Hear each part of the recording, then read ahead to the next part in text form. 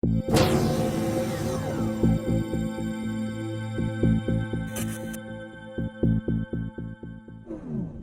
everyone, welcome back to MixbusTv. Hope you're having a great day. Another rapid fire Q&A. This one is gonna be mixed bag questions, because all the questions that were too short to reply on a dedicated video or don't really fit anything. So I just thought to make a video on all of it. Before we start, please check the info box down below for my mixing courses and a bunch of discounts on plugins.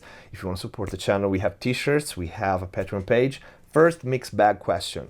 Yannis asked me, do you clip anything, David? Tracks and buses, for example, on drums, would you clip the bus or the tracks or all of them? All of them. I think I've said this before, and there are many examples. There's not a limit on how you clip, how much you clip, how much saturation you, by clipping, I assume saturating and use a soft clipper, so not actually clipping over zero on your channel.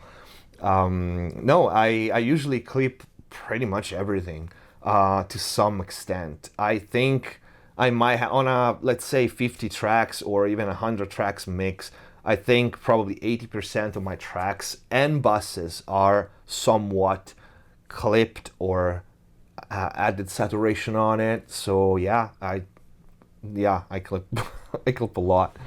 Next question. Stereo static. If you can only have one outboard gear connected to your mix bus, which one would it be and why? This is so hard. I'm of course torn between my Neves 542s and my Dione. I'm really torn.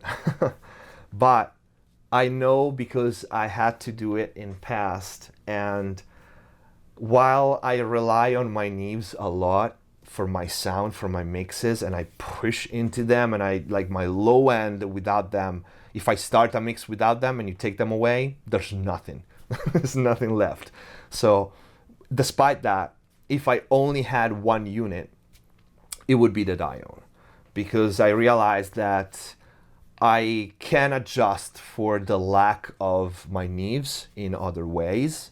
But there's something about running my mix and mixing into the Dione from the beginning, maybe because I've been using it for so long, maybe because it's just a great compressor, the best out there for tube bus for me, one of the best for sure. If I had to pick one, that would be it. It's just a safe place for me. You know, I know when it reacts in a certain way, especially if you're not familiar with the Dione. Check the filters, the internal sidechain filters he has. It doesn't just have the 2 or 3 HPF. It also has filters in a shape of in the same fashion as the API 2500 internal sidechain. So I have the 2500. That's one of the reasons because I got this compressor, because I could have both worlds in one.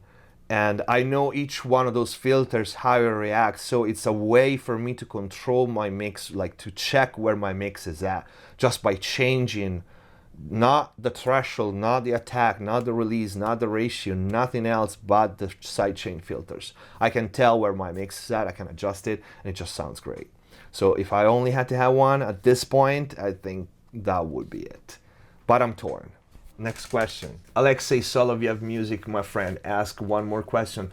Do you use a template for mixing, or do you start each session fresh? And how do you use track presets in Pro Tools? Do you save plugin settings as track presets in Pro Tools to speed up your workflow?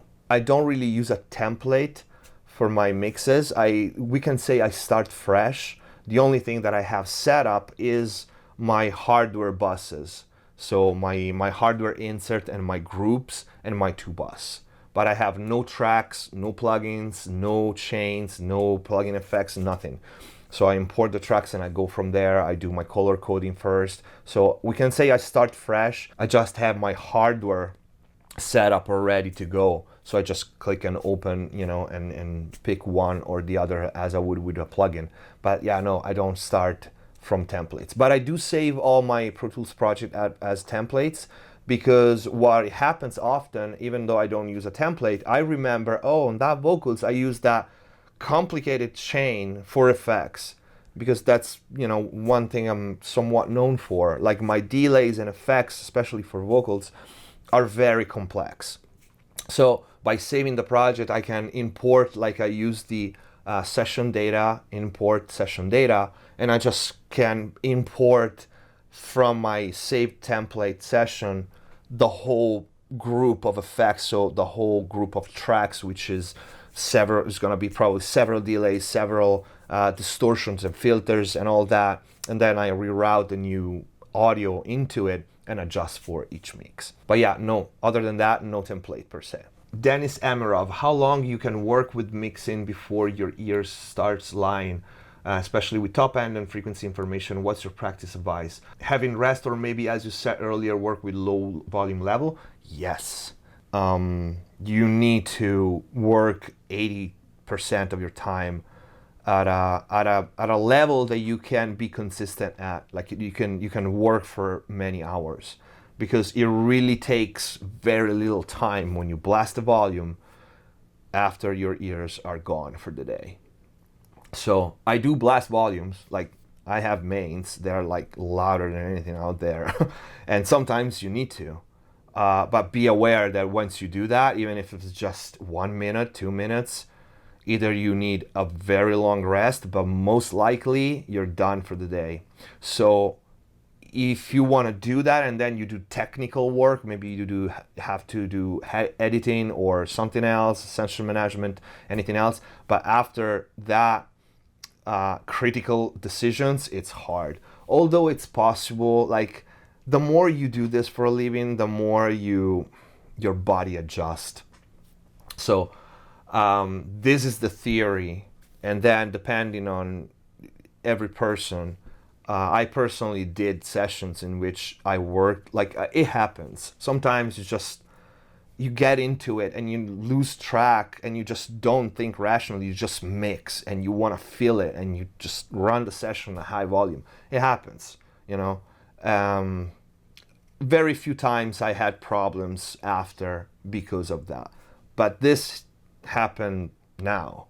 When I was younger and I was at the beginning, yeah, I was going in and like blasting the volume. The next day, the top end was all over the place, because that's the first thing that goes away. You stop hearing it and you just boost and boost and boost. One thing is, I always advise have a couple of different speakers. One that is easy listening, not too critical, not too detailed, and another one that is for critical listening, that is, you know, more fatiguing, but you need both. Also because that's a way, by switching the two, to give your ears a rest, even given the same volume. And take breaks, that helps, although in my experience does not help that much. Meaning, let's say you have, in my experience, you have a maximum amount of hours you can mix a day before everything goes to shit. If that is 12 hours, let's say 10 hours, even if it's not, for me, it's more like actually 6 to 8. Actual mixing, not editing and all that, but actual critical decision with EQ and compression. Let's say you have that amount of hours, you can stretch it a little bit by taking breaks. That's for sure helps, and it keeps you fresh longer and efficient longer. But at the end of the day, it doesn't matter how many breaks you take, there's a limit. You can't like work on a track for 18 hours, you know, even if you take breaks. You just have to go to bed, get out, you know, hear something different, or be in silence for a while, and then that's how, you know, you're resetting your ears. But yes, volume is number one, and then have, you know, if you can, a pair of monitors where you can do some work that are not too detailed and not too fatiguing. And then the last one, training advice, which is funny, but so many people asked it, so I'll just throw it there. First one is show up. Doesn't matter how tired you are, how pissed you are, how bad the day was, what mood you are, just show up. Second, don't fluff around. Spend 70% of your time with heavy compound movements, squat, press, deadlift, and fluff around 30% with cables and that. Stick to barbells and dumbbells. Leave the machines alone as much as you can, unless you have an injury. Aim to become stronger, not prettier. Okay, train your back and your posterior chain 1.5 times as often, as hard as you train your front. Because everybody does chest and abs and they're all show a no-go. But how strong a man is, you see it from his back. So don't be a pussy. Okay? All right. This is it for this video. I hope you liked it. If you did, please don't forget to leave a like. Check the info box down below. Leave all your questions for both the rapid fire Q&A and the live stream Q&A in the comment down below. Yes, I know I'm late for the live stream Q&A. I promise I will set it up. Bella will be there too because people asked about that as well. Thank you for watching. Subscribe if you haven't already. See you next time.